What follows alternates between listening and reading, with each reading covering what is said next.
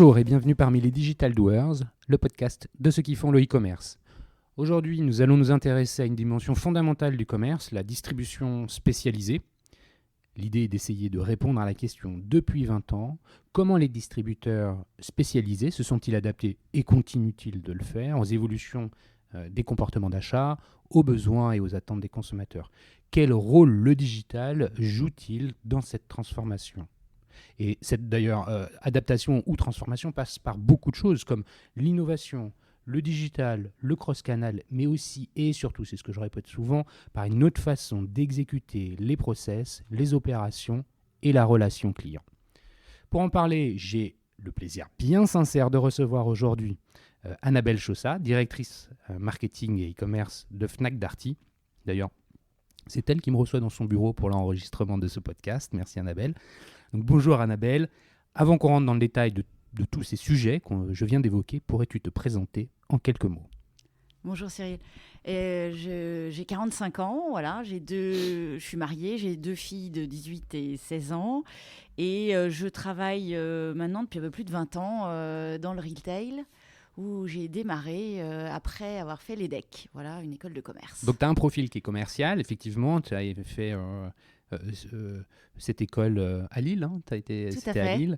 Tu as eu une spécialisation marketing déjà. Hein. Je crois que le marketing, c'est un peu le dénominateur commun à beaucoup d'étapes de ton parcours.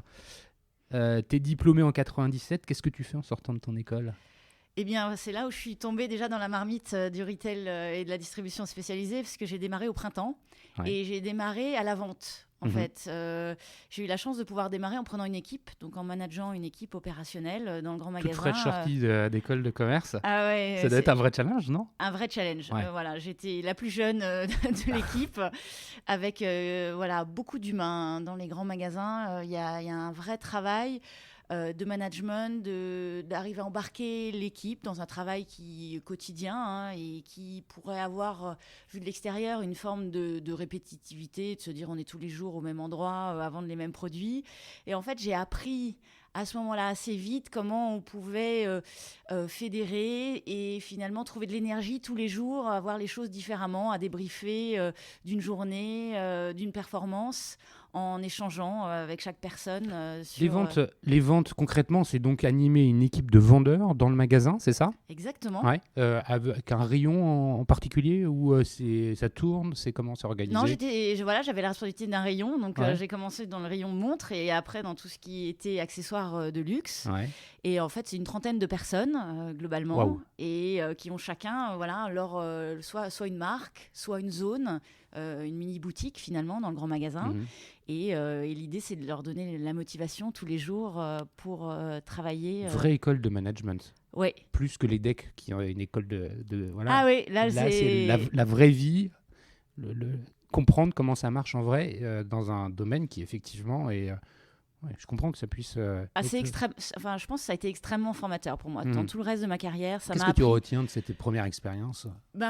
Tout l'enjeu du management, c'est-à-dire donner du sens, en fait. C'est-à-dire cette capacité, au départ, tu essaies de mettre en place des nouvelles idées et tu te rends compte que finalement, ce qui compte, c'est pas tant l'idée, c'est l'adhésion que tu peux avoir de l'équipe sur cette idée et l'énergie qui en découle.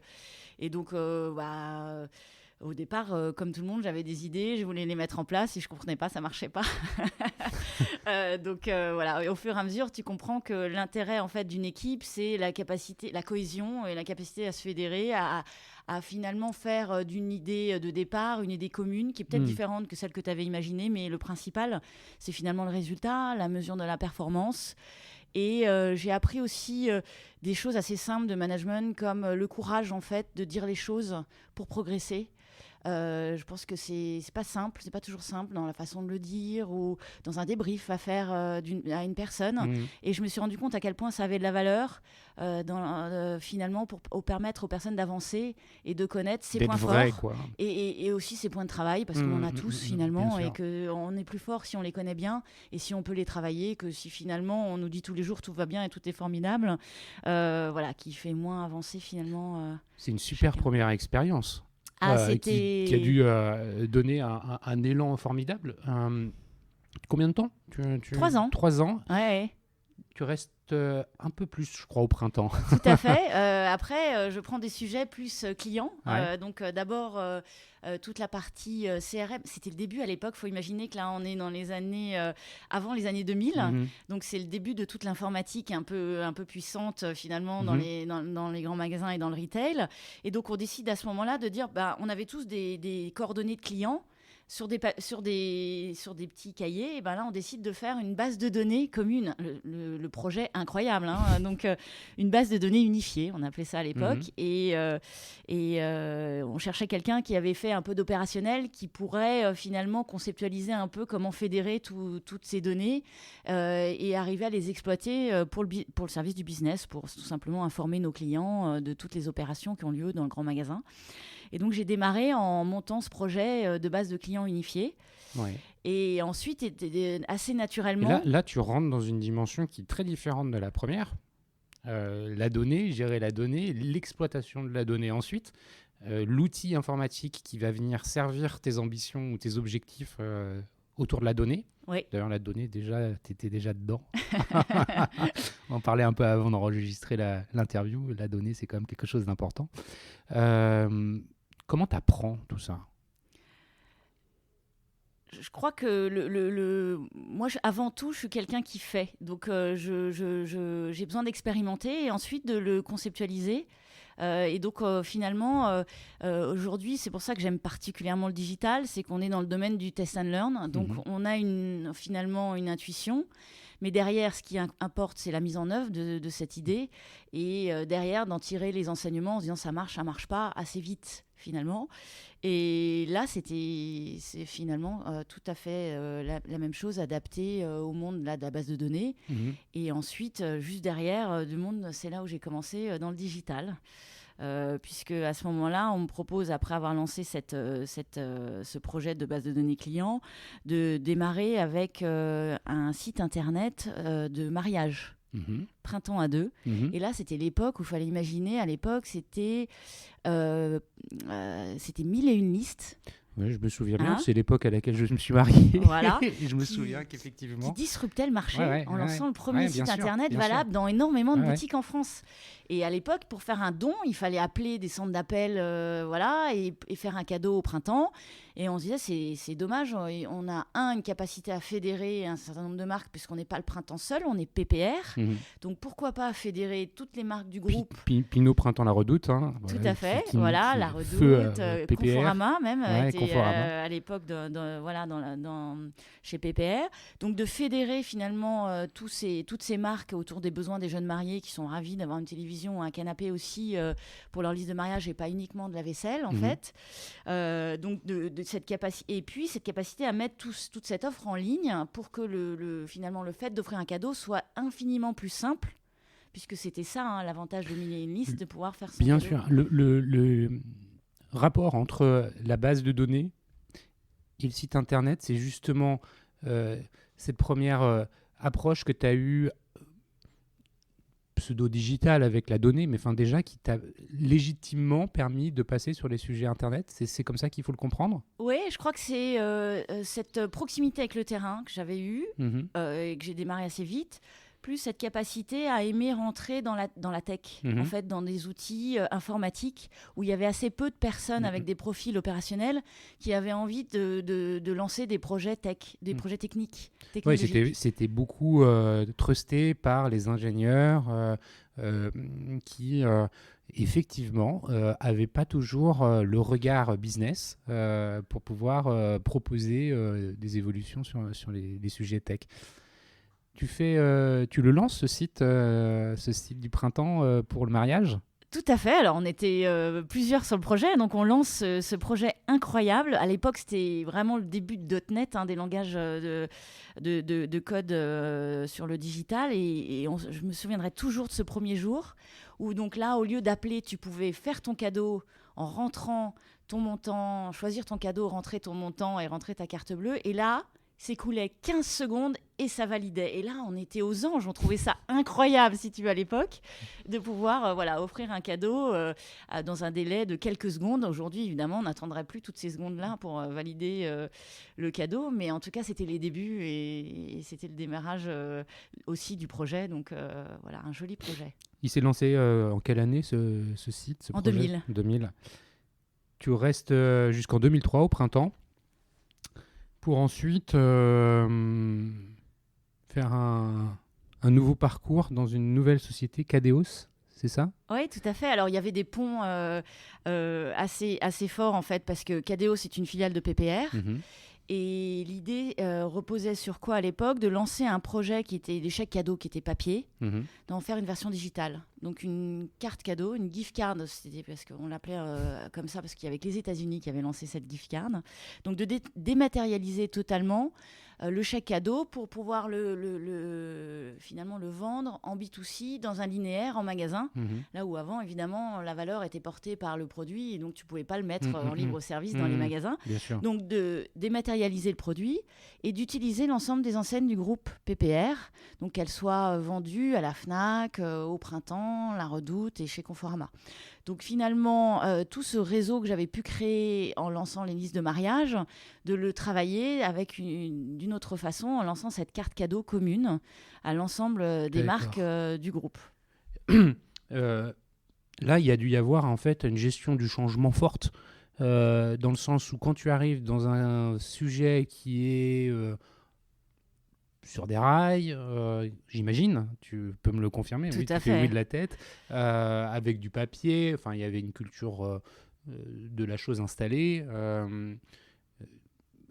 On est en 2003, effectivement le digital a déjà commencé à s'installer dans le paysage et l'utilisation pour les Français. Cependant, comment la chose est perçue quand tu vas expliquer à ceux qui sont dans le running et l'exécution de ce business bien installé qu'il va y avoir des changements et que le digital va rendre plus difficilement perceptible un certain nombre de choses? Ça faisait très peur à l'époque, en fait, parce que déjà, comme tu le dis, effectivement, le gros du marché était le B2B, donc le fait de vendre les chèques cadeaux pour des incentives ou en RH pour remercier les salariés en fin d'année. Enfin, voilà, donc c'était des gros marchés et des marchés qui reposaient sur la valeur du produit lui-même, comme un billet de banque un peu, hein, voilà. Et de se dire qu'on pouvait mettre ça en libre service dans un magasin. Et est-ce qu'on allait être au niveau des attentes, parce que finalement ça devenait à se rapprocher un peu d'un produit bancaire ou d'un produit électronique. Ça faisait extrêmement peur d'un point de vue sécurité déjà. Et puis de se dire finalement quelle allait être la réaction du consommateur, ce produit n'existant pas en fait. Voilà, instinctivement aujourd'hui. Il fallait l'activer en fait par ailleurs. Donc voilà. Il avait de valeur au moment où il était activé. C'est ça qu'on a en fait repris des Américains qui avaient bien compris. En fait, ils s'étaient inspirés énormément du marché de la téléphonie en se disant on va prendre une carte un peu façon téléphonique, mais on va l'habiller en cadeau et en se disant elle est valable dans un certain nombre d'enseignes qui sont très tournées cadeau et qui vont faire qu'aujourd'hui, quand on ne sait pas quoi offrir comme cadeau, on va pouvoir offrir cette carte cadeau. Et c'est ça qui a en fait permis de convaincre en interne, c'est de dire regardez, le marché américain est en pleine explosion. Vraiment, ils avaient commencé, comme toujours, ils avaient 5 à 7 ans d'avance sur nous. Ils l'ont toujours, hein, cette forme d'avance sur nous, ils sont assez impressionnants. Et de se dire à un moment donné, convaincre en interne, c'est déjà prendre des marchés où ça a marché et de se dire on va être les premiers à le faire. On aura vraiment un petit bonus à démarrer les premiers et à créer ce marché. Primo premier. Voilà. Et ce qui a été important pour nous, ça a été finalement de sensibiliser d'une manière générale le marché. Donc, on a lancé une grande campagne de communication. À l'époque, on l'a développée avec un artiste qui s'appelle Ben, qui écrit, tu sais, des phrases toutes simples. Et il nous a fait un truc incroyable sur nos packaging de cartes cadeaux. Il nous a écrit « Ceci est un cadeau » à sa manière, un écrit blanc avec un fond noir, qui donnait une valeur émotionnelle et artistique au produit incroyable et en même temps une valeur extrêmement pédagogique, évidemment, pour offrir ce petit bout de plastique totalement dématérialisé qu'on active en caisse et qu'ensuite on peut utiliser dans les enseignes prévues. Voilà. Donc, un joli petit outil marketing digital. Le déploiement de cette nouvelle offre, tu l'as réalisé c'est pas en un claquement de doigts que ça se fait, quelque chose comme ça. Enfin, je me trompe Un gros travail Ouais. d'abord pour monter la base toute la partie informatique. Ouais. Hein. Il faut une base en temps réel qui puisse interroger finalement chaque carte pour être sûr exactement du montant qui reste. Donc, une disponibilité online, une performance immédiate parce qu'il ne fallait pas ralentir les outils de caisse des enseignes avec lesquelles on travaille. Donc un vrai défi technologique des équipes à l'époque. Voilà, donc très pionnier, très nouveau. On s'est beaucoup inspiré de la téléphonie, là encore, de marchés qui faisaient du transactionnel temps réel pour se dire, on a fait un appel d'offres sur le marché, on a pris celui qui gérait déjà ce genre de puissance transactionnelle pour l'étendre et l'adapter à notre marché de la carte cadeau qui est un peu différent pour le coup. Donc, gros enjeux techniques. Donc, gros enjeux technologiques, gros enjeux de marketing pour faire comprendre aux consommateurs ce qu'est une carte cadeau. Et toi, tu étais la passerelle entre à la fois les enjeux marketing et technologiques, c'est ça ? Exactement.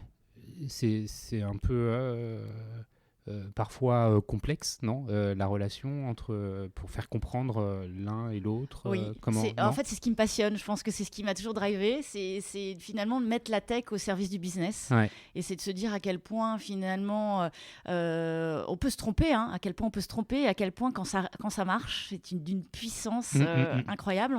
La première année, on a fait 100 millions d'euros de chiffre d'affaires. C'était au-delà de tout ce qu'on avait budgété et prévu avec les marques. Ça a été du business additionnel ou ça a été le passage d'un mode de consommation papier vers le numérique ? C'était vraiment du business additionnel parce que si tu veux, en B2C, donc au grand public, on vendait très peu de ces chèques cadeaux qui étaient dans des caisses, mis dans des coffres, voilà, à l'abri du commerce, je dirais. Donc tu passes... Attends, c'est important ce que tu dis. C'est qu'en fait, vous étiez dans un mode de distribution qui était... vers des redistributeurs, je ne sais pas comment les appeler, mais des redistributeurs, ils achetaient les chèques pour les redistribuer, les entreprises, par exemple, vis-à-vis de leurs salariés, à du D2C, hein, Direct to Customer, c'est-à-dire vous aviez une action sur le marché direct au travers du produit, donc de l'offre, et le marketing pour donner envie de l'acheter. Exactement. Ça, c'est une révolution dans l'entreprise. Exactement. On a créé le marché du B2C qui était existant à l'époque en papier, mais très petit, et qui aujourd'hui pèse énormément ce marché du B2C. L'autre point intéressant aussi, c'est qu'on a lancé un site internet à partir de zéro pour pouvoir vendre ces cartes cadeaux parce que ça devenait plus un problème de les expédier par la poste et de les activer au moment de la bonne réception du produit par le client. Donc là aussi, on a lancé un marché totalement inexistant qui était la vente en ligne de cartes cadeaux. Ça a fonctionné assez rapidement, le site ? Très bien, très vite. Gros attrait consommateur, la facilité, l'usage finalement du cadeau simple, on est sûr de faire plaisir, est devenue immédiate. Et on s'est amusé. Est-ce que la marque Cadeos a été un facteur de réassurance pour pouvoir lancer ça ? Est-ce que s'il n'y avait pas eu ce nom-là, ça aurait été aussi simple ? Alors, Cadeos, c'était définitivement connu en France par ce marché du B2B, voilà. Donc ça, c'était une belle caution. Mais le marché de réassurance principal était, honnêtement, c'était les enseignes avec lesquelles on travaillait. C'était le fait de dire Cadeos, c'est valable à la Fnac, chez Conforama, à la Redoute. Partout. Ouais. Voilà. Et ça, c'est ça qui aujourd'hui qu'achète le consommateur avant tout. Donc il y a une caution, il y a besoin de cette caution parce que je pense qu'aujourd'hui, un émetteur lambda, on se dit oh là, mais si ma carte marche pas, c'est embêtant. Donc c'est effectivement une caution, une réassurance, mais avant tout ce qu'on vend, c'est quand même la puissance des enseignes cadeaux qui sont derrière. Finales, parce que la carte a évidemment voilà, pour but de derrière se transformer en un livre, de la musique, un ordinateur, etc. On comprend bien le parcours printemps, Cadeos, donc la tech qui arrive, du marketing au service de la tech qui se poursuit au travers de l'expérience chez Cadeos, que tu finis par quitter en 2008 pour rejoindre La Paire, le groupe La Paire. Pourquoi ? Alors, il y a eu un facteur déclencheur assez clair, c'est que Cadeos s'est fait racheter par le groupe Accor. Et donc là, on passait dans un monde du ticket restaurant, qui avait énormément de synergie sur la partie B2B, mais très peu sur la partie B2C. Et un niveau de connaissance sur le B2C qui n'était pas dans les gènes, en fait, évidemment, du groupe Accor Service, la partie B2B de Accor. Et d'ailleurs, quelques années plus tard, cette partie a été totalement splittée, a pris son indépendance aujourd'hui du groupe Accor plus hôtellerie, si tu Mmh. veux. Donc, je suis arrivée dans un groupe qui finalement, dans lequel j'étais moins à l'aise, où j'avais moins mes marques de retailer. Et donc, lorsque j'ai eu la possibilité voilà, je me suis dit, il faut que je reparte dans le retail. Mon truc, c'est quand même le Donc retail. il y a cette opportunité Voilà. qui se présente à toi chez La Paire. Exactement. Pour faire quoi? C'est quoi quand qu'est-ce qu'on te demande de faire quand tu arrives chez La Paire? Eh bien, chez La Paire, deux enjeux majeurs. Le premier qui est de dire on a une base de données incroyable chez La Paire parce qu'en fait, les clients qui viennent acheter chez nous ont besoin d'une facture. Donc, on a une base de données incroyable qu'on utilise très peu. Donc, qu'est-ce qu'on peut en faire? Donc, de se dire comment on peut mieux exploiter notre base de données sur laquelle finalement on a des achats assez peu fréquents. On n'achète pas tous les jours une cuisine, une salle de bain. La Paire, les gens ont besoin de factures. Est-ce que ça sous-entend que c'est aussi beaucoup de professionnels qui sont clients de La Paire, ou c'est parce que les achats étant conséquents, il est nécessaire d'avoir une facture? Alors, il y a une clientèle de petits pros, des artisans en fait, qui viennent s'approvisionner chez La Paire, mais l'essentiel de la clientèle de La Paire sont des particuliers. Okay. Voilà. Donc, cet enjeu donné. Oui, mais la facture pour finalement l'assurance et la garantie que tu as derrière le produit en fait. Et donc cet enjeu d'une base de données incroyable à exploiter. Et puis déjà à l'époque, un COMEX qui dit nous ce qu'on voudrait c'est développer le digital, mais on ne sait pas très bien comment parce qu'on a des produits volumineux, fragiles, lourds. Donc ce qu'il y a de pire en e-commerce, il faut reconnaître. Gabarit, Et donc, comment on pourrait faire du business digital? Ça nous intéresse de le développer. On ne sait pas trop comment. Voilà, donc ça, c'était à l'aide de mission. Voilà. Utiliser la donnée et développer une forme de e-commerce. Voilà, via un site, trouver la bonne formule. C'est pas la moindre des missions. Explique-nous par quoi tu commences, qu'est-ce que tu découvres en arrivant, mais par quoi tu commences, qu'est-ce que tu décides de faire? Là encore, j'ai commencé par le terrain, en fait, à essayer de comprendre ce que voulaient nos clients. Donc, j'ai passé pas mal de temps en magasin, à essayer d'échanger avec les vendeurs qui étaient des grands connaisseurs de leurs produits, et les clients, pour savoir pourquoi ils venaient chez nous et qu'est-ce qui intéressait les clients en venant chez La Paire. Et là, de manière assez évidente, je me suis dit que faire du e-commerce pur allait être compliqué. D'abord, effectivement, avec des enjeux logistiques énormes qui font que les coûts de transport... Rappelle-nous ce que vend La Paire, principalement. Comment tu définis la proposition de valeur de La Paire? Alors, tout ce qui est menuiserie, donc des fenêtres, des portes, tout ce qui est menuiserie, et puis salle de bain et cuisine. Voilà, donc c'est assez simple. Je te pose cette question parce que ça sous-entend derrière que l'offre est a priori difficilement adaptée à une vente en ligne. Exactement. Pour qui a déjà acheté un produit comme ceux que vend La Paire, c'est que tu as besoin de le voir, de te rendre dans des showrooms, d'en discuter avec ton mari ou avec ta femme, que c'est une décision qui est réfléchie, longue, effectivement, a priori pas hyper compatible avec du e-commerce. Exactement. Et donc, assez vite, je me suis dit qu'effectivement, le e-commerce, comme on le connaît, un magazine, un catalogue de produits que j'achète, allait être assez peu évident, en tout cas sur tous ces produits un peu impliquants. Mais il y avait deux manières, en fait, de travailler le e-commerce en prolongation du commerce en magasin. La première qui était assez évidente, qui était de dire finalement, les magasins ont déjà une forme, ils appelaient ça un drive. Et je dis, c'est marrant, vous appelez ça un drive. En fait, on vient acheter en magasin et puis on vient récupérer ses produits à un autre endroit.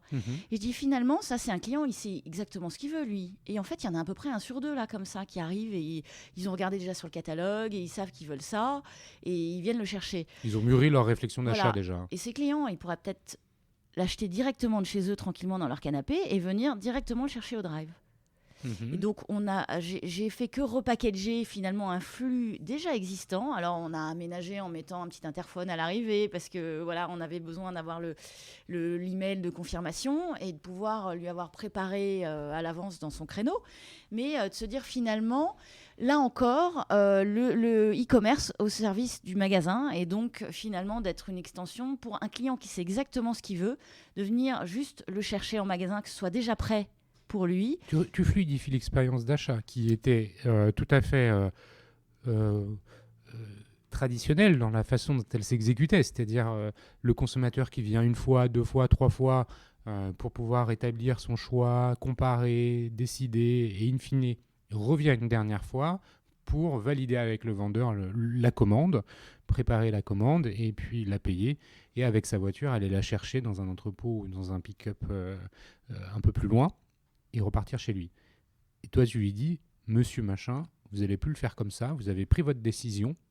Maintenant, vous pouvez de chez vous, sur votre ordinateur, valider votre commande et venir la chercher à un créneau horaire qui est défini, j'imagine, directement dans le magasin. C'est ça ? Exactement, le client il est sûr qu'il est disponible, Mhm. parce que parfois il y a des produits en entrepôt central, donc il faut les faire venir. Donc là, il est sûr que son produit l'attend et il va plus vite. Il n'a pas perdu son samedi. Exactement, voilà, il peut bricoler Voilà. derrière. Alors ça paraît simple comme ça, mais là tu vois, je me suis heurtée à un des sujets un peu clés Ouais. dans le retail qui est le e-commerce est-il un concurrent des magasins ? Ah oui. Question qui, encore aujourd'hui, peut être posée. Et puis, est-ce qu'on fait un PNL pour le e-commerce versus ceux des magasins ? Exactement, et ce qu'on faisait évidemment à l'époque. Pour justifier aussi d'avoir à recruter des experts du e-commerce, il fallait bien un PNL pour montrer que... Et puis il y avait une crainte qui n'était pas fausse, qui était de dire que le e-commerce, finalement, c'est une recherche de prix. C'était ça, beaucoup ça à l'époque. Là, on se remet quelques années en arrière. Je recherche d'abord du prix, et donc effectivement, j'ai moins de marge. Et donc, est-ce que je vais être rentable à développer le e-commerce en tant que retailer ? Donc, il y avait une logique aussi d'aller chercher de la rentabilité, de vérifier que le site pouvait être rentable. Donc cette logique de PNL, on la comprend bien, sauf qu'à un moment donné, elle se confronte à celle du magasin. Et là, très vite, dans l'idée de développer mon drive, quand j'en parle au magasin, parce que j'aime bien avoir toujours cette connexion avec les magasins. Elle vient de là où j'ai démarré, mais elle reste même encore aujourd'hui dans ce que je fais au quotidien très forte.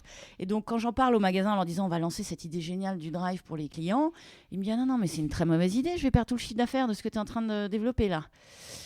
Et donc là, je me suis dit, on ne va jamais y arriver si on n'a pas les magasins avec nous, puisqu'évidemment, dans cette expérience d'achat, le client, en amont, il va de toute façon au magasin. Sur les indépendants, des franchisés, c'est qui les magasins ? C'est beaucoup quand même de magasins l'interne. Ouais, de l'interne. D'accord, Ouais. avec quelques franchisés, enfin ce qu'on appelait des mandataires. Donc, mais d'une manière générale, la même réaction, quel que soit le profil. D'accord. Qui est de dire finalement, on travaille sur tout l'amont de la préparation du projet, dont tu as très bien parlé, toute cette préparation, les conseils techniques qu'il faut pour acheter cette fenêtre ou pour acheter et l'encaissement cette se fait pas baignoire. dans le magasin, c'est ce qui lui pose problème. Et voilà, et qui finit sur Internet et il n'en voit pas la couleur dans Comment tu résous dans son ce variable. problème On est en 2003, 2008, 10, Ouais. un truc comme ça. Ouais. Comment Là, tu on fais se réunit autour de la table, les différents intervenants, le patron du réseau, le DAF, et on regarde les différentes possibilités pour intéresser tout simplement les magasins. C'est obligé, c'est incontournable. Je pense Donc, que c'est même pas une option en Non, fait. il y a pas Après, d'option. c'est la façon de le faire qui peut être différente suivant le modèle économique, le niveau de marge, le niveau d'effort du magasin dans la vente digitale qui est pas le même pour une cuisine que tu achètes par exemple entière à aménager chez toi, qui forcément l'effort à faire est assez important par rapport à peut-être une vis ou un produit d'entretien. Donc c'est trouver le bon modèle économique qui correspond, je pense. Et globalement, donc ils avaient une rétribution pour l'ensemble des produits qui étaient livrés dans la zone à laquelle ils étaient. Et ça change tout. Voilà, ça change tout. Tu les embarques avec toi. Ouais. Et la chose se met en place, ça fonctionne, ça se déploie. Très vite. Très vite. Tu fais ça jusqu'en 2015 ? Oui. Et en 2015, nouvelle étape, nouveau passage. Autre part, tu rejoins le groupe Beaumanoir et la marque Morgane. Alors là, la transition, elle est... tu changes complètement du tout au tout, quoi. Raconte-nous pourquoi, comment. Alors déjà, pour moi, ça ne change pas dans le sens où on parle de magasin. C'est toujours dans le retail. Voilà, on parle d'une belle marque. Voilà, avec des clients à conquérir. Donc, si tu veux, les enjeux, au fond, sont les mêmes. Oui. C'est le produit qui est très différent. Oui. Et le rapport au temps qui est très différent, parce que quand on vend et des produits... l'acte de consommation qui est différent. Voilà. L'impulsion est peut-être davantage présent Tout à fait. dans le fashion que dans la cuisine. Hein. Oui. Mais bon, j'avais été au printemps aussi, bien très sûr. fashion aussi. Donc, j'avais connu ce rapport au temps aussi et cette façon différente d'action du consommateur. Avec une problématique assez claire posée par les actionnaires qui est de dire aujourd'hui on vit une révolution digitale, comment on peut l'intégrer au magasin. Et donc ils m'ont confié à la fois le digital mais aussi l'exploitation des magasins pour permettre justement de casser les silos et de se dire un client aujourd'hui qui achète une veste ou une cliente qui achète un pantalon, finalement, elle peut aussi bien l'acheter en magasin que sur le site. Comment on fait pour que tout soit totalement fluide et que l'expérience d'achat soit totalement désilotée C'est marrant, et intégrée. parce qu'on est en train de voir tout le parcours qu'il y a. C'est intéressant ce que tu as vécu, cette transformation du retail, étape par étape, du printemps, puis en passant par Cadeos et La Paire. On voit vraiment comment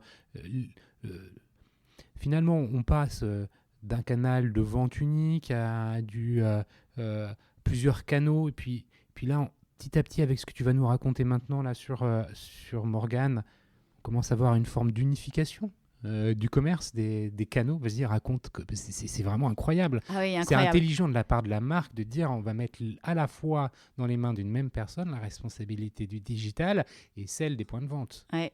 Ça n'avait pas été fait avant. Non, pas du tout. Et d'animer les clients autour de l'ensemble en fait, de ces points de contact. C'est ça la puissance du sujet, c'est d'arriver à dire finalement, si je fais une soirée, on faisait beaucoup de soirées clientes pour qu'elles permettent notamment nos meilleures clientes de venir en magasin, d'avoir le magasin réservé, qu'elles puissent aussi acheter sur Internet. Et ça paraît simple quand on le dit comme ça, sauf que quand on est en magasin, on n'a pas envie que les clients achètent sur Internet. On se retrouve encore avec l'éternel débat des silos.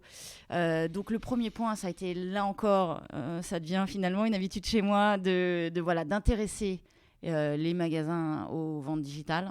Ça, je pense que c'est là encore la clé du retail. C'est aujourd'hui de finalement cette liberté qu'a le client, que l'ensemble du travail des magasins soit récompensé sur les ventes du digital et qu'ils se disent pas c'est de l'évasion de chiffre d'affaires. Ça, je fais une pause là-dessus parce qu'on en a un petit peu parlé avant qu'on enregistre tout à l'heure. Effectivement, et puis on s'est dit on va commencer à enregistrer, sinon on va faire l'interview sans l'enregistrer. Mais c'était vraiment un débat qui était intéressant qu'on avait avant qu'on continue sur Morgane et puis qu'on passe sur Fnac Darty. Morgane, c'était en 2015, donc c'est pas à des années-lumière non plus, les choses se sont renforcées, mais déjà il y avait ce sujet du comportement d'achat qui était déjà en train de vivre sa révolution. Le consommateur, aujourd'hui, et déjà en 2015, il voulait décider de la façon avec laquelle il allait vivre son expérience d'achat. C'est ce que tu commençais à nous dire, en fait, avec Morgane. Oui, et les clients vont très vite. Ils vont plus vite que les marques, en fait. C'est ça le sujet qui est incroyable. C'est que dans le retail, tu réponds à un besoin de ton client. Tu es à l'écoute tout le temps de tes clients. Et en fait, les clients, là, ils ont bougé à une vitesse incroyable. Je vais donner un exemple de quand je suis arrivée chez Morgane, l'ensemble de la mode, et qui aujourd'hui se remet beaucoup en question, qui s'est remis ces 5 dernières années beaucoup en question, avait beaucoup l'habitude de faire des pubs dans la presse spécialisée, etc., de prendre des mannequins mondiaux qui faisaient les grands podiums, les grands défilés, etc. En 5 ans, on a vu une totale switch sur les influenceuses, sur l'importance d'Instagram. Aujourd'hui, les filles qui cherchent de la mode, elles regardent sur Instagram énormément. Elles continuent à lire, évidemment, elles et des magazines de mode. Mais aujourd'hui, l'essentiel de leur inspiration vient d'Instagram. Et quand je suis arrivée chez Morgane, on devait avoir une dizaine de milliers de fans sur notre Instagram. En 3 ans, on est passé même en 2 ans, on est passé à 100 000. Tu vois, on a rajouté un zéro et c'est quelque chose qui va continuer avec la même vitesse et à quel point ça devient clé. À l'époque, j'ai aussi lancé une collab avec Caroline Receveur, qui est une des grandes influenceuses d'aujourd'hui. Voilà, je pense qu'il y a 10 ans, dans la mode, on aurait pris en égérie une fille des podiums.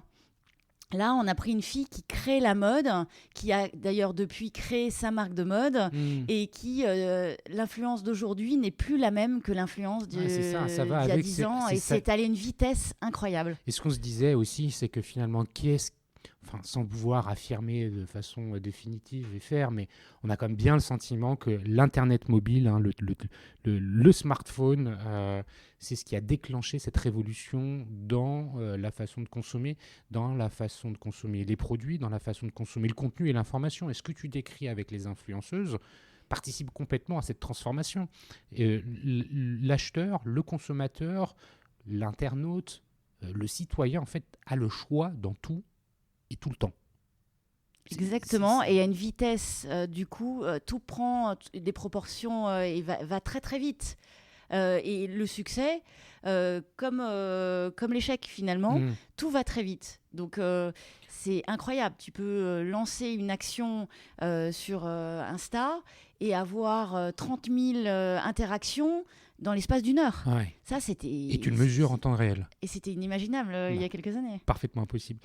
Donc chez Beaumanoir, chez Morgane, pendant 3 ans, tu vas justement unifier ces différents modes de distribution d'achat, rendre cohérent l'expérience d'achat d'une cliente Morgane, que ce soit en point de vente ou sur le site internet Morgane. C'est uniquement distribué dans des magasins Morgane? Oui, magasins en propre la plupart. D'accord, il n'y a pas de revendeurs Il y en a, si aussi, mais beaucoup, il y en a un peu en France, beaucoup à l'international. D'accord.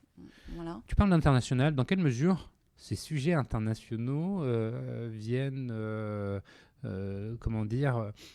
influer tes décisions? Est-ce que c'est franco-français, en fait, quand tu mets ça en place pour Morgane, ou alors est-ce qu'il y a un côté international? Comment ça fonctionne? Aujourd'hui, c'est très mondialisé. Tout ce qu'on fait est devenu, de par le digital et l'influence des réseaux sociaux, très mondial.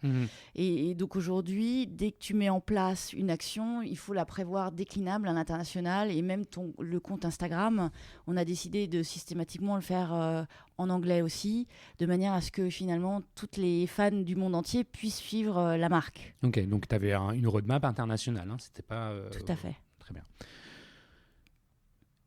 En 2018, donc en fait, il y a un peu plus de 18 mois, on est aujourd'hui en octobre 2019, tu rejoins, tu rejoins Fnac Darty.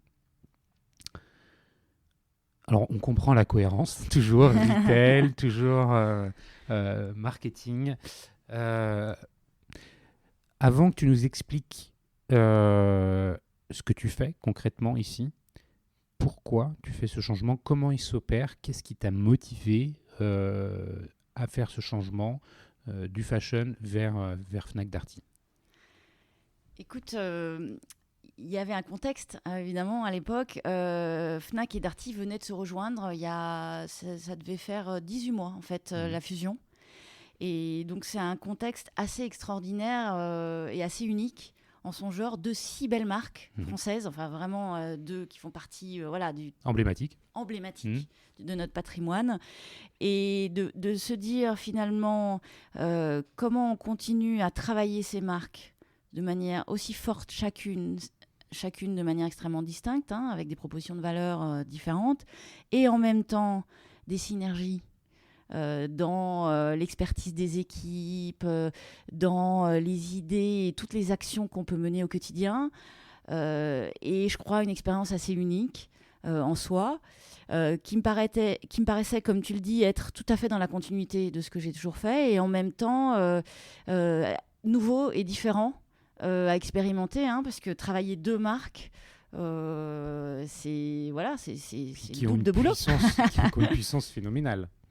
Tout à fait, avec une vraie empreinte digitale très forte. C'est 1,6 milliard de chiffre d'affaires sur l'ensemble des deux marques.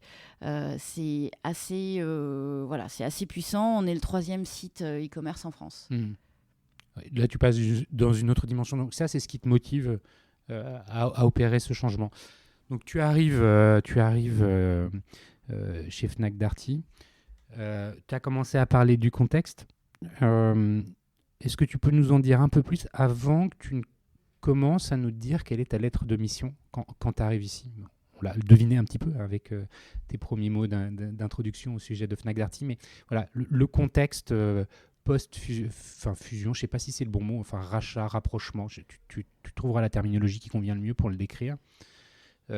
comment les équipes cohabitent, collaborent ensemble, quelles sont les différences de culture d'entreprise, enfin tous ces sujets-là que tu trouves en arrivant, la situation en arrivant, et puis ta lettre de mission. D'accord. Je pense que rapprochement, c'est le bon terme. Alors, parce en fait, il y avait beaucoup de bienveillance au moment où j'arrive. J'arrive dans un contexte où les équipes sont apaisées parce que les organisations ont été clarifiées pendant les 18 mois qui ont précédé mon arrivée, où mon prédécesseur et l'ensemble du COMEX a défini finalement des nouvelles organisations. Et on sait que c'est toujours dans les changements d'organisation où il peut se créer des tensions, des difficultés, je ne sais pas ce que je vais faire demain, des questions quand même qui sont préoccupantes et qui peuvent créer de l'anxiété, de la tension. J'arrive à un moment finalement de maturité de ce rapprochement qui est très intéressant, avec des équipes extrêmement expertes. J'ai une chance folle aujourd'hui d'avoir des équipes extrêmement talentueuses. Ça, c'est tout de suite ce qui me... Elles avaient commencé à se rapprocher, les deux... Elles étaient même totalement réorganisées en fait. Donc, si tu veux, moi, aujourd'hui, je m'occupe à la fois... Il y a une personne qui s'occupe de tout ce qui est expérience front office des sites, tout ce qui est expérience utilisateur et projet. Une personne qui s'occupe de tout ce qui est publicité. Une équipe qui s'occupe de tout ce qui est publicité et marque. Une équipe qui s'occupe de tout ce qui est data et fidélité. Okay. Une équipe de tout ce qui s'occupe de l'acquisition. Donc voilà. Tout ça, tu le trouves en arrivant, cette organisation-là. Exactement. D'accord. Et une dernière qui s'occupe de tout ce qui est régie publicitaire, parce qu'en fait, on utilise nos sites et nos magasins pour pouvoir vendre de l'espace publicitaire aux annonceurs, nos fournisseurs, mais aussi des annonceurs extérieurs. Donc, une petite régie dans l'équipe qui fait un travail d'ailleurs extraordinaire à ce sujet. Donc, une équipe très talentueuse, composée un mélange de nouveaux arrivants et de personnes qui étaient déjà à la Fnac ou chez Darty avant le rapprochement. Et au sein de leurs équipes, avaient réorganisé avec des équipes marques dédiées à la Fnac, des équipes marques dédiées à Darty, mais au sein d'une même équipe qui s'occupe des deux, d'un patron qui s'occupe des deux. Donc, si tu veux, moi, toute mon équipe rapprochée s'occupe des deux marques. Et donc ça crée, en termes d'échange d'équipe, quelque chose d'assez formidable, parce que tu peux benchmarker, tu peux travailler ensemble. Quand tu es à la publicité à la Fnac ou à la publicité chez Darty, finalement, tu travailles constamment ensemble toute la journée. Ils sont dans le bureau l'un en face de l'autre. Tu as vu que nous avions des open space. Et donc, il y a un échange naturel qui se fait. Alors, au départ, en se regardant un peu en chien de faïence, c'est normal. Et après 18 mois, moi, quand je suis arrivée, des équipes dans l'échange, dans l'expérience, dans l'échange d'expertise, et qui se benchmarkent énormément sur ce qu'elles font. Donc très constructif finalement. Exactement, beaucoup de bienveillance, honnêtement, et je ne suis pas là en train de parler du monde des bisounours, c'est-à-dire que je pense qu'ils ont passé une période difficile où ils ne savaient pas comment ça allait être réorganisé, sûr, à une période où une fois que c'est réorganisé, j'ai mon job, et en plus je peux échanger avec celui qui est de l'autre marque en face de moi. Le rapprochement physique a beaucoup contribué. Il faut imaginer que quand moi j'arrive, il n'y avait pas encore eu le rapprochement physique, et j'arrive au moment du rapprochement physique. Donc au meilleur moment. Et Alexandre Bompard était parti déjà ? Oui, il était déjà parti. Et Enrique Martinez, qui était à l'époque déjà son numéro 2, avait pris l'ensemble du périmètre et de la direction générale du groupe. Et finalement a donné assez vite cette impulsion de faire de l'échange, du benchmark et de garder le meilleur des deux marques sur nos échanges au quotidien. Et ce qu'il faut comprendre, c'est qu'une fois que tu es physiquement ensemble, tout de suite, les barrières tombent, en fait. Les espèces de craintes qu'il pouvait y avoir tombent, et chacun a un périmètre clair, et on peut échanger au quotidien. Donc, Après, je ne dis pas qu'il y a des moments où ça ne crée pas des questions ou des difficultés de traiter les deux en même temps, parce qu'on peut avoir des décisions différentes. On prend chaque décision par marque. Et là, on arrive à la lettre de mission, qui est finalement de se dire, c'est aujourd'hui cultiver chaque marque. Le meilleur à la Fnac, on vient pour la curiosité. C'est du développement personnel, la Fnac. C'est le meilleur de la culture et de la tech. Tu viens pour découvrir, pour avoir les derniers auteurs, les derniers produits technologiques. Donc, tu viens pour une forme d'innovation très forte et très culturelle à la Fnac. Ouais. Chez Darty, tu viens pour une forme de sérénité. Tu viens dans un monde beaucoup plus pratique, hein, tu es dans un monde beaucoup plus accessible et pratique au quotidien, avec tout le côté service après-vente et conseil qui est très fort chez Darty, très ancré dans l'ADN du contrat de confiance. Voilà, donc même s'il y a des produits qui se recoupent, tu peux venir chercher un iPhone. Tu viendras pas du tout pour les mêmes raisons acheter un iPhone à la Fnac ou un iPhone chez Darty, tu vois. Tu vas venir à la Fnac chercher ton iPhone pour avoir le dernier cri, le dernier conseil, toute la compréhension de l'innovation. Tu vas venir chez Darty. C'est un peu la pyramide de Maslow, ce que tu nous racontes. Finalement, le dernier étage, c'est la Fnac, celui d'en dessous, c'est Darty, presque. Écoute, nous, on dit souvent en interne le care et le dare. Okay. Le dare, tu vois, c'est oser à la Fnac, c'est ce côté, effectivement, le haut de cette pyramide où je me dis, je veux de la culture, je veux être de la reconnaissance. Un peu, les clients esthètes, voilà, Et le care, c'est je veux qu'on prenne soin de moi. Voilà. Et il y a des moments de la vie aussi de nos consommateurs. On a des consommateurs qui achètent dans les deux marques. Voilà. Et on a des consommateurs qui sont propres à chaque marque. D'accord. Voilà. Et qui, pour rien au monde, changeraient de marque, si tu veux. Donc, on a nos clients Darty qui adorent Darty pour ce service assez unique que propose Darty, si tu veux, dans l'accompagnement au quotidien des Français. Et nos clients Fnac qui sont Fnac et pour rien au monde, ils changeront de la Fnac tellement ils aiment y trouver... non, mais c'est vrai, on observe ça tous autour de nous, je crois. De la culture. Ouais, c'est ce qu'on observe. Donc toi, tu viens pour animer l'organisation qui est mise en place.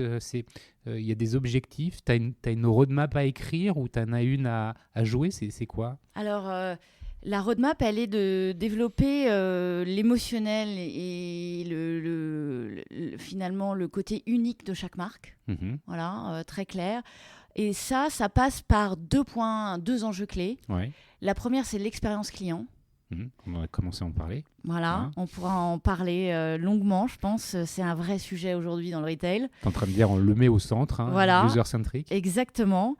Et le second, c'est de continuer à développer notre empreinte digitale dans le temps. Parce qu'en fait, ce qui est intéressant, c'est on a une position assez intéressante aujourd'hui sur le marché, sur le digital. En revanche, par rapport à des pure players, on est vu comme des enseignes de magasins. Et donc, on a besoin de continuer dans notre quotidien à développer notre empreinte digitale et à faire savoir. Est-ce que toi, tu savais, par exemple, que si tu commandes un livre un soir à 21h pendant un dîner parce que tu en entends parler par des copains, etc., tu peux le recevoir le lendemain matin dans ta boîte aux lettres sur Fnac.com. Oui, parce que j'habite à Paris et que je connais le truc. Ah, t'es formidable, mais je savais. Quand tu n'habites pas à Paris, c'est déjà moins vrai. En ça, on a une chance. C'est vrai pour la Fnac et c'est vrai comme beaucoup de services de livraison d'autres concurrents premium. Donc en ça, oui, je le connais. Oui, je suis dans le secteur du e-commerce. Et oui, je suis client de la Fnac. Donc je ne le découvre pas vraiment.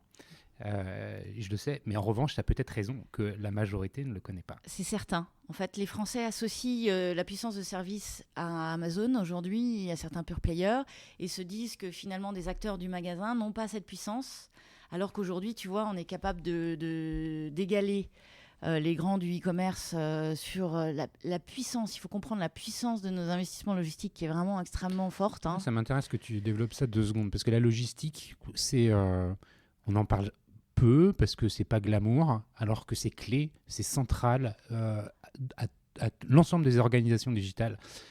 C'est vraiment là où les investissements sont les plus lourds, c'est là où ça fait tout, ça change tout. C'est-à-dire qu'un système, une supply chain qui déraille, c'est l'ensemble du reste qui déraille, de la promesse qui n'est pas tenue, de la valeur ajoutée qui n'est pas faite.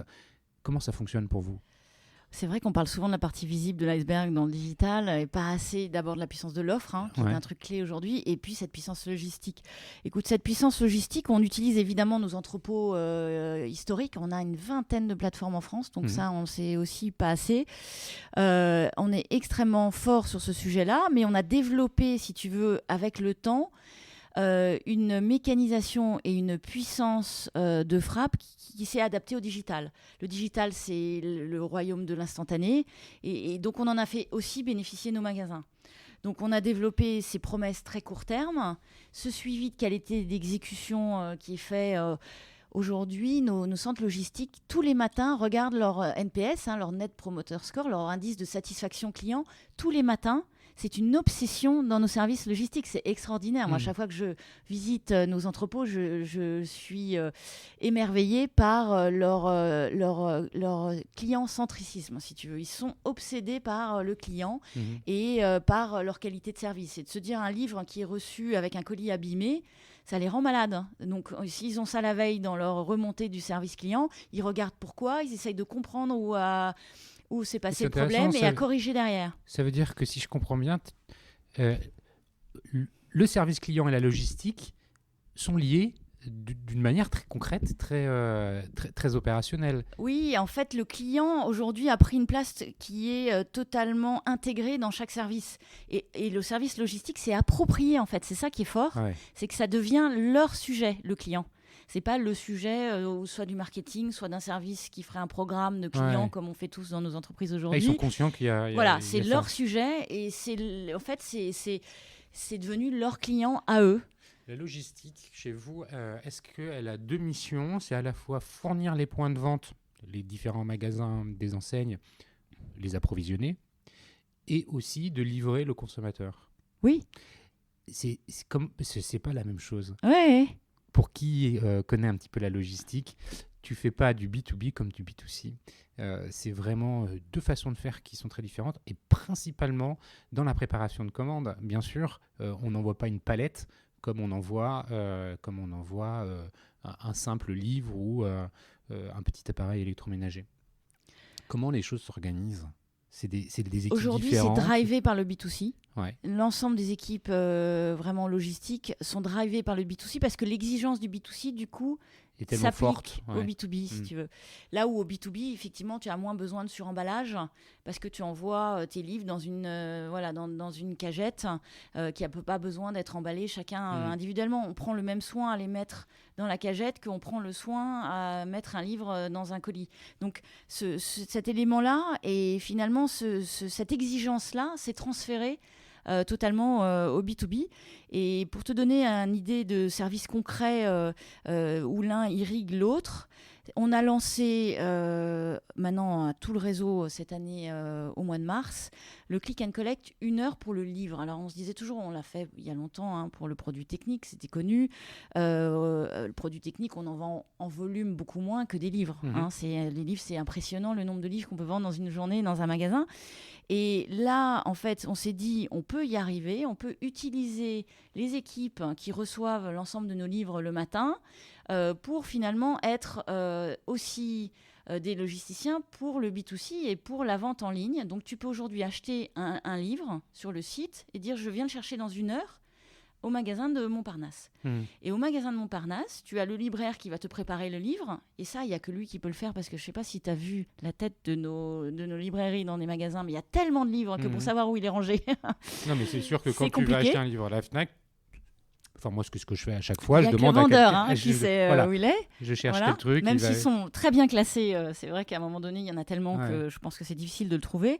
Donc, le libraire va te le chercher, te le préparer.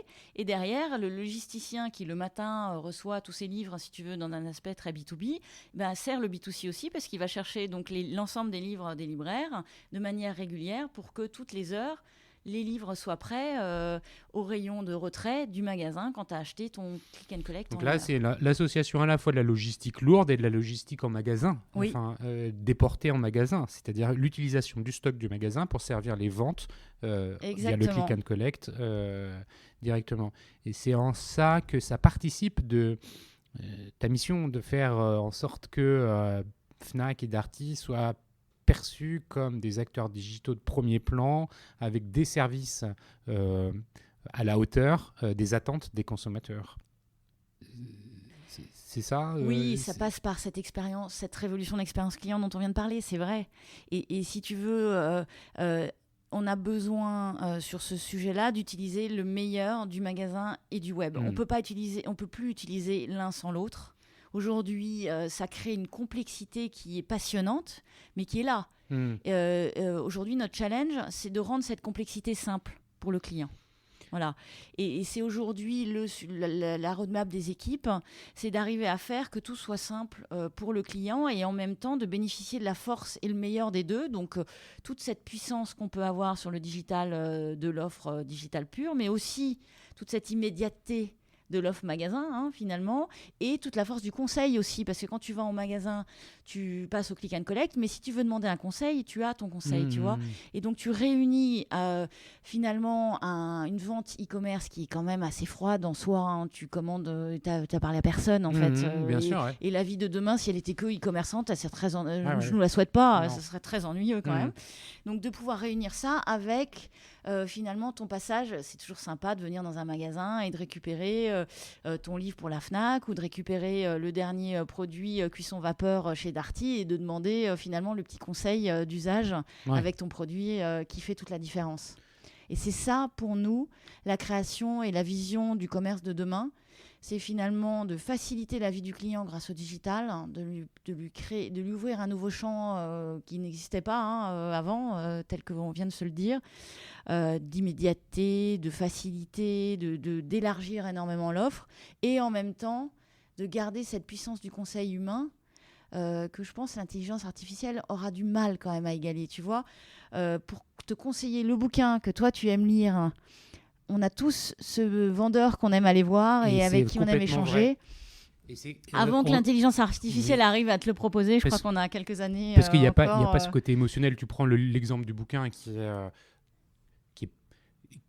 est assez unique, puisqu'un bouquin, c'est des émotions, c'est de l'irrationnel, c'est des sentiments, c'est des souvenirs. Enfin, ça embarque tellement d'humanité qui n'est pas binaire, tu vois, comme l'intelligence artificielle peut être amenée à l'utiliser. Donc, on aime bien le contact. On aime bien avoir la personne qui nous donne son avis. Oui. On ne le partage peut-être pas, mais on a quelqu'un qu'on reconnaît comme étant une personne qui a une légitimité pour porter un avis, qui nous le donne. Et ça, c'est vrai que c'est important. Et l'exemple de l'émotion du livre est très bonne, mais tu sais, on pourrait prendre l'exemple aussi sur des choses très pratiques. Moi, j'aime bien parler du lave-vaisselle. Parce que le lave-vaisselle, il n'y a rien de plus pratique quand même. Bon, ça nous évite un truc qui est juste génial. Tu n'as plus besoin de faire la vaisselle. Donc là-dessus, il n'y a pas de débat. En revanche, choisir un lave-vaisselle, quand même, je t'assure que quand tu commences à regarder, ce que font les fabricants aujourd'hui, c'est des propositions qui ne sont pas du tout tournées clients, en fait, qui sont très techniques et qui sont très tournées performance technologique du produit. Et donc, d'avoir un conseil d'un vendeur qui est capable de te rendre finalement de convertir cet aspect technologique et technique du produit en ton usage parce que tu as des enfants ou parce que tu l'as mis dans ton salon et que tu veux pas de bruit sur ton lave-vaisselle ou parce que tu es pressé et que tu as besoin d'avoir des lavages rapides ou pour des raisons qui sont liées finalement à la découverte de ta façon de vivre qui fait que tu as plus intérêt à t'orienter vers telle lave-vaisselle que telle autre. Ça aussi, c'est un peu inégalé aujourd'hui en termes de conseil humain, si tu veux. C'est vrai. Donc, au-delà de l'aspect émotionnel qui est là et qui est énorme, il y a aussi finalement la capacité à comprendre ce que tu as besoin parce qu'on croit que tout seul on peut se faire des beaux tableaux de comparaison et on en fait, sur internet on est les premiers à faire des comparateurs. Je pense qu'au-delà de la comparaison technologique, il y a en fait une compréhension du besoin de la personne que sait faire très bien un vendeur humain et qu'on a du mal à reproduire aujourd'hui en comportement informatisé finalement. Ouais, je le comprends bien. Vous faites du test and learn. On en a un peu parlé chez Fnac et Darty. J'ai cru t'entendre dire quelque part que pour retirer un peu de friction au passage en caisse, tu avais trouvé une solution. Oui. Est-ce que c'est déployé ? Est-ce que vois de quoi je parle. Je vois de quoi tu parles. En fait, dans la liste des points où on dit au client qu'est-ce qui aujourd'hui est un de vos irritants, quels sont vos irritants principaux en magasin, le premier de loin, c'est l'attente en caisse. Tu vois, les moments de l'heure du déjeuner, la sortie du bureau, etc. Ça devient insupportable de se dire qu'il y a une queue, en fait. Bien sûr. La simple vision de la queue, je pense, on est tous pareils, on se dit, oh là là, quel cauchemar. Et donc, l'idée, ça a été de se dire comment, en fait, on utilise, là encore, le digital au service des magasins et notre application Fnac, d'avoir un petit onglet dedans qui te permet de payer. Donc, tu scannes ton livre ou tu scannes ton produit et tu payes. Donc, si tu as déjà ta carte dans notre appli, tu n'as rien à faire. Sinon, tu saisis ta carte, tu payes ton produit et tu passes directement, tu sors, tu passes plus par la caisse et tu sors directement par le passage. On l'appelait ça Pay and Go. Donc, tu payes et tu pars. Il n'y a pas de problème de bip-bip qui sonne en sortant du magasin. Alors, si tu as un produit bip-bip, tu t'adresses en fait au vigile qui est à la sortie et tu qui montres la preuve de paiement. Exactement, tu as ton reçu Pay and Go dans ton appli et il te débip ton produit, donc tu auras du bip bip si c'est un produit qui est bipé, bien sûr. Désolé pour le mot bip bip, mais bon, voilà, c'est très concret, je pense que tout le monde voit bien de quoi il s'agit. Merci Annabelle pour tous ces échanges.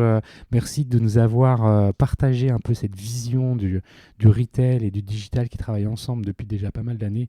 Et ce qui est fait toujours en ce moment chez Fnac et Darty. Ou pour conclure, j'ai une question qui n'est pas une toute petite question, parce que je pense qu'elle a son importance. Le couple e-commerce et transition énergétique, c'est aussi ça le commerce du futur. Et surtout ça, je ne sais pas, enfin en tout cas c'est important. Comment ce sujet est perçu, traité, abordé au sein des enseignes Fnac et Darty ? C'est une très bonne question. Aujourd'hui, on ne peut pas ne pas se poser la question et surtout, on ne peut pas ne pas apporter des réponses concrètes et là encore tangibles en fait. Tu ne peux plus dire voilà, je fais du green et voilà, et ça serait trop facile. Donc aujourd'hui, c'est finalement comment dans nos démarches, dans toutes les directions, de l'achat de produits jusqu'à la logistique, on arrive à intégrer cette transition écologique et cette préoccupation sociétale et environnementale. Il y a un sujet aussi global, sociétal sur ce point-là. C'est les attentes des consommateurs. Donc, comme on est dans le retail, on les écoute sur ces sujets-là. Ce qui est intéressant, c'est que je dirais qu'aujourd'hui, le client est mûr. C'est-à-dire que je ne t'aurais pas dit ça il y a quelques années, en fait. Il y a quelques années, je ne suis pas sûre qu'il y avait beaucoup de greenwashing déjà. Donc, les consommateurs se disaient si on me parle green, j'y crois pas trop. Non. Et ils n'avaient pas entièrement tort parfois. Mais aujourd'hui, c'est une vraie préoccupation d'abord des jeunes qui nous renvoient beaucoup de ces devoirs. On le voit évidemment avec les manifestations du moment sur le climat, mais pas uniquement. Je crois que tous les jours au quotidien, quand ils reviennent de l'école, ils sont maintenant beaucoup plus sensibles à ces sujets-là. C'est vrai. Et donc, évidemment, ce sont des sujets qu'on intègre. Comment on les intègre ? Chez Darty, on est vraiment en train de faire une révolution. Notre contrat de confiance qui repose sur le prix, sur le choix et sur le service, va intégrer un 4e pilier qui est la durabilité. D'accord. Et donc, c'est ça notre nouveau contrat de confiance. Et cette durabilité, elle va se matérialiser comment ? On a créé un label qui s'appelle le choix durable. Et donc ça, c'est issu de nos 20 années d'expérience, de statistiques des dernières, de notre service après-vente et de nos experts qui interviennent pour sortir les produits qui sont les plus réparables et les plus durables. Et donc, quand tu auras ce label, tu sais que tu as le produit qui est facile à réparer et qui dure plus que les autres. C'est pas une obsolescence programmée, c'est ça ? C'est un peu en réponse à cet enjeu-là ? C'est tout à fait une façon de challenger nos fabricants pour leur dire, regardez, maintenant, on va évaluer la durabilité de vos produits. Et donc, messieurs les fabricants, travaillons ensemble pour qu'ils durent plus longtemps. Donc, c'est courageux de notre part parce que, tu vois, si un produit dure plus longtemps, on en vend moins. Mais on pense que nous, ça va dans notre création de valeur où on a une vision du prix que tu mets dans un produit sur le long terme. Et qu'on pense aussi que, du coup, tu vas t'orienter vers des produits qui sont mieux conçus, D'accord. Parfois, ce que tu peux mettre un peu plus cher au départ, mais que tu vas faire durer beaucoup plus longtemps Très intéressant. que ceux des garanties de 2 ans, qui sont les garanties de base aujourd'hui dans nos métiers. Donc, c'est vraiment de travailler cette durabilité. Donc, on a ce label choix durable. C'est le premier point qu'on a mis en œuvre. Et évidemment, le digital va servir de labelliser, de les mettre en avant, mais aussi dans les magasins. Hein. Le deuxième élément phare, c'est qu'on va sortir un nouveau service qui s'appelle Dartimax et qui va par abonnement, parce que c'est aujourd'hui, tout est à l'usage de l'abonnement, te permettre de t'abonner et on viendra réparer tes produits chez toi. Donc, si tu es abonné pour 10 € par mois, eh bien, tu as ton produit qui est réparé. Tu nous appelles dans 5 ans, on vient réparer l'ensemble des produits de ton foyer, gros électroménagers, chez toi grâce à cet abonnement Dartimax. Donc ça, c'est une preuve qu'on s'engage et qu'on vient réparer tes produits. Tous les mois, tu payes ton abonnement, et quand ça tombe en panne, il y a quelqu'un qui vient et tu ne payes pas la réparation ni la pièce détachée. Tout à fait. C'est totalement ni inclus. La pièce détachée. Non, mais c'est important de le souligner. C'est important de le souligner. Ouais. Voilà. D'accord. Donc, c'est pour nous un nouvel usage, de travailler ces abonnements. C'est une nouvelle façon de faire, mais on pense que c'est la vie d'aujourd'hui où on souhaite faire plus réparer qu'avant, où on avait plus tendance à changer, à racheter un nouveau finalement, c'est vrai. que de réparer. Donc ça, c'est le deuxième élément concret. Et puis le dernier, on travaille beaucoup sur le recyclage des produits. D'abord, quand on vient chez toi te livrer, on reprend ton ancien produit, parfois même on en reprend 2. Et puis aujourd'hui, donc il y a une filière de recyclage. Et derrière, on a organisé toute la filière. On est le premier recycleur en France dans nos produits électrodomestiques. D'accord. Voilà, et c'est un enjeu clé parce que c'est bien recyclé sur le territoire français. Tout à fait. Voilà. Non, parce qu'on entend aussi l'exportation des problèmes de recyclage, donc c'est pas le cas pour vous. C'est une filière qui est gérée et sur lequel évidemment on a un certain nombre on a un partenaire sur ce sujet-là qui nous donne toutes les garanties. Écoute, bravo pour tout ce qui est mis en place. Effectivement, je partage ton point de vue. Aujourd'hui, le consommateur atteint une forme de maturité dans sa réflexion écologique. Enfin, je ne sais pas comment le décrire, et que le greenwashing, c'est fini, que c'est impossible. Il faut que les entreprises, avec leur casquette d'entreprise citoyenne, prouvent par les faits leur engagement en faveur de l'environnement. Et c'est vrai que c'est parfois un peu schizophrène, puisque c'est contradictoire, comme tu l'as expliqué, avec les enjeux économiques. Dire qu'on va te vendre un frigo qui dure plus longtemps et qu'on viendra te le réparer pour qu'il dure encore plus longtemps, ça va contre l'idée de dire plus je vends de frigo, mieux je me porte, parce que c'est mon métier. Le consommateur qui lui aussi a un côté schizophrène, en disant moi je veux acheter quelque chose qui me coûte pas cher, qui m'est livré tout de suite, mais je veux que ce soit propre. C'est pas facile à concilier, mais on voit le sujet qui prend, la réflexion qui est de plus en plus mature, et je pense que ça c'est quand même gage d'optimisme de voir les lignes bouger. Oui, et c'est quand on arrive à réunir cette équation économique finalement et écologique qu'on est fort. Nous, on est convaincus que, si tu veux, la vision du prix court-termiste et court-termiste, et avec cette vision absolument finalement un peu égocentré du truc qui arrive de Chine pour 1 €. Voilà, on va à un moment donné se dire que ça n'a pas de sens, que c'est fou. Et de se dire à un moment donné, il vaut mieux acheter moins, mais acheter mieux. Et c'est compatible d'un point de vue finalement vision budgétaire d'aujourd'hui, parce qu'on recherche tous quand même des économies globales sur nos budgets. Mais si on achète moins et qu'on achète mieux, au global, voilà, on pense qu'on est tous gagnants, et notre environnement planétaire et notre budget familial. Mais je suis bien d'accord avec toi, et merci de nous partager tout ça, Annabelle. Merci pour la qualité de ces échanges. Avant qu'on ne se quitte, le mot de la fin. Où est-ce qu'on peut te suivre? LinkedIn, Twitter, comment on fait pour suivre Annabelle? LinkedIn, oui, je pense que c'est le plus actif. C'est le plus actif. Merci encore. Merci à vous tous qui écoutez les Digital Doers. Vous êtes de plus en plus nombreux et ça me fait bien plaisir. Je vous rappelle, s'il vous plaît, de bien vouloir noter 5 étoiles sur Apple Podcast. Si vous avez aimé le podcast, c'est un des moyens les plus efficaces de le faire connaître. Puis partagez autour de vous l'existence des Digital Doers, ces témoignages et ces échanges de grande qualité comme on vient d'avoir avec Annabelle. c'est la meilleure façon de le faire connaître. Merci encore. Si vous voulez m'écrire ou m'envoyer des mots, rendez-vous sur le site lesdigitaldoers.com et je vous dis à très bientôt. Au revoir.